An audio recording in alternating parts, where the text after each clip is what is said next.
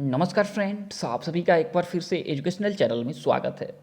और आज की वीडियो में हम आपके साथ डिस्कस करने जा रहे हैं एक बहुत ही महत्वपूर्ण टॉपिक के ऊपर, जो कि आपके यूजीसी नेट पेपर 1 के पीपल डेवलपमेंट एंड इन्वायरमेंट के पार्ट के लिए बहुत ही महत्वपूर्ण रहेगा। साथ ही साथ टीचिंग से जुड़े हुए जो अदर कम्पिटिटिव एग्जाम हैं उनके लिए भी आज का वीडियो बहुत ही महत्वपूर्ण रहेगा। और आज की वीडियो में हम आपके साथ डिस्कस करने जा रहे हैं क्लाइमेट चेंज के ऊपर। तो बहुत ही शॉर्ट वीडियो रहेगा, काफ़ी बड़ा नहीं रहेगा। कोशिश करेंगे कम समय में एक बेहतर अंडरस्टैंडिंग हो जाए इस टॉपिक के ऊपर आपका, जिससे कि अगर एग्जाम में क्वेश्चन पूछे जाते हैं इससे तो आप करेक्ट आंसर दे सकें। तो आज की वीडियो में हम जानेंगे कि जलवायु परिवर्तन किसे कहते हैं, जलवायु परिवर्तन के मुख्य कारण कौन कौन से हैं तथा जलवायु परिवर्तन के नकारात्मक प्रभाव क्या पड़ रहे हैं। तो चलिए आपके मुख्य टॉपिक के ऊपर चलते हैं और आपके साथ डिस्कस करते हैं। तो देखिए, जलवायु परिवर्तन से पहले हम जानेंगे कि जलवायु यानी कि क्लाइमेट किसे कहते हैं। देखिए, कहा गया है कि सामान्यतः किसी क्षेत्र में लंबे समय तक औसत मौसम को जलवायु कहते हैं।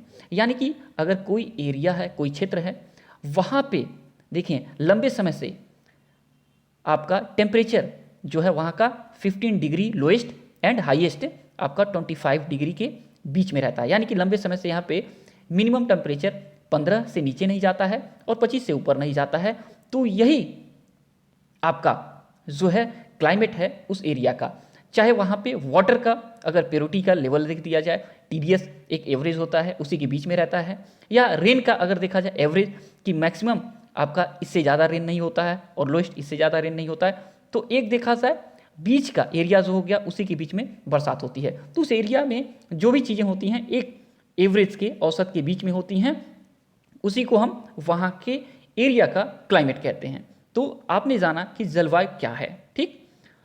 अब आते हैं कि जलवायु परिवर्तन पे, कि जलवायु परिवर्तन किसे कहते हैं। तो आपने जाना कि जलवायु क्या है, यानी किसी एरिया का औसत मौसम जलवायु है, और जब उस एरिया का औसत मौसम में परिवर्तन होता है तो वही जलवायु परिवर्तन कहलाता है। यानी कि अगर हमने कहा कि किसी एरिया का टेम्परेचर जो है 15 डिग्री टू 25 डिग्री के बीच में रहता है, तो अगर इसमें कोई भी चेंजेस आता है, अगर ये मिनिमम 13 डिग्री तक पहुंच रहा है और हाईएस्ट 26 डिग्री से ऊपर जाने लग रहा है, तो ये वहाँ का क्लाइमेट चेंज होगा, यानी कि वहाँ के जलवायु में परिवर्तन होगा। तो ये आपने अब जाना जलवायु क्या है और जलवायु परिवर्तन क्या है।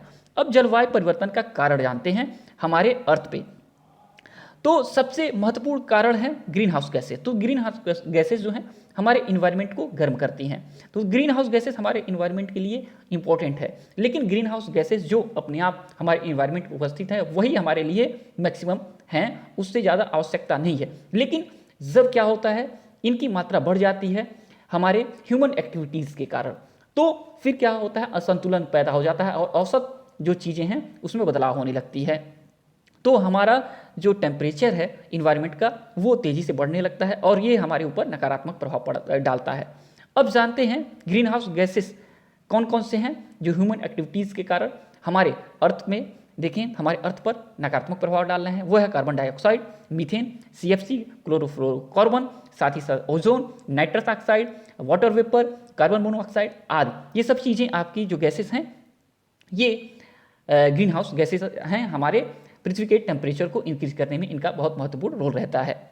साथ ही साथ आपका वनों की कटाई जो हो रही है, वनों की कमी जो हो रही है, बहुत ज़्यादा खेती का एरिया देखा जाए वो बनाया जा रहा है, ज़्यादा से ज़्यादा शहरीकरण देखा जाए, बिल्डिंग्स बनाए जा रहे हैं, और शहरीकरण के कारण बहुत सारे आपके रोड ट्रांसपोर्ट बढ़ते जा रहे हैं, जिससे कि बहुत सारे गैसेस इन्वायरमेंट में जा रही हैं और हमारे इन्वायरमेंट का टेम्परेचर हाई होता जा रहा है, ठीक।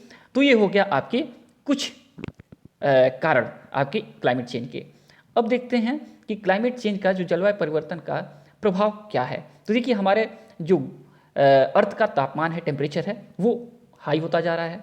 वर्षा में बदलाव, यानी कि कहीं पे बहुत ज़्यादा वर्षा हो रहा है, कहीं पे एकदम सूखा पड़ जा रहा है, यानी औसत जो वर्षा था उसमें बदलाव हो गया। जो समुद्र का जल है उसमें क्या हो रहा है, वृद्धि हो जा रहा है, जिसके कारण बहुत सारे कोस्टल एरिया इन फ्यूचर पानी में समा जाएंगे, बहुत सारे लैंड जो हैं समुद्र के बीच में है वो भी खत्म हो जाएंगे। तो ये सब चीज़ें देखा जाए तो जलवायु परिवर्तन के प्रभाव के अंतर्गत आ जाती हैं। वन्य जीव प्रजाति जो हैं, वाइल्ड लाइफ जो स्पीसीज हैं, उनका नुकसान हो रहा है, क्योंकि जब क्लाइमेट चेंज हो रहा है यानी एक औसत देखें मौसम में बदलाव हो रहा है, तो हर मौसम हर जंतु के लिए देखा जाए तो सर्वाइव करने के लिए बेहतर नहीं होता है।